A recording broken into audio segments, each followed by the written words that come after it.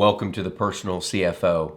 Today we're going to be talking about how a country's debt can be related to the country's stock market performance and if there's anything that we can take away to become more informed investors.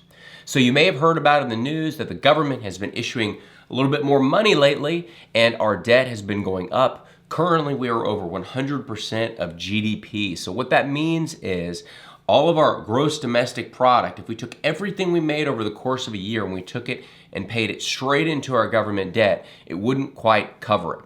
And this chart gives you an idea of where we stand relative to other countries. And that percent of GDP number, that line going across, represents 100%. And that just gives you an idea. So we're not the highest, we're not the lowest.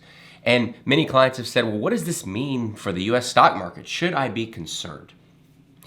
Now, while we don't love the idea of potentially having a larger and larger deficit, the question is really, how does this impact my stocks? Because this is an important distinction. When we're talking about the government debt and we're talking about your stock market, we are discussing two different things.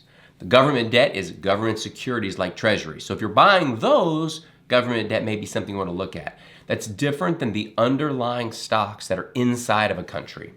Let me give you an example. So if you see Turkey over on the left side, they have very little debt, which seems great.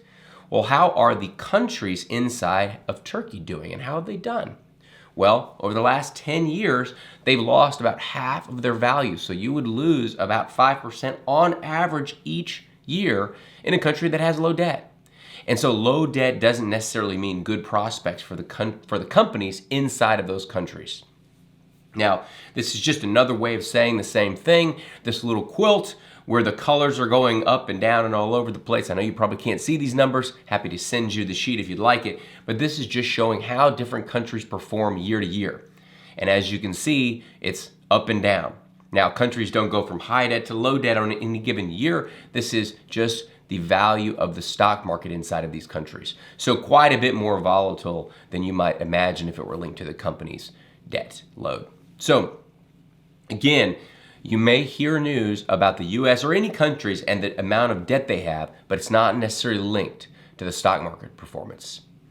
I hope you found this helpful. And as always, thanks for investing your time with the Personal CFO.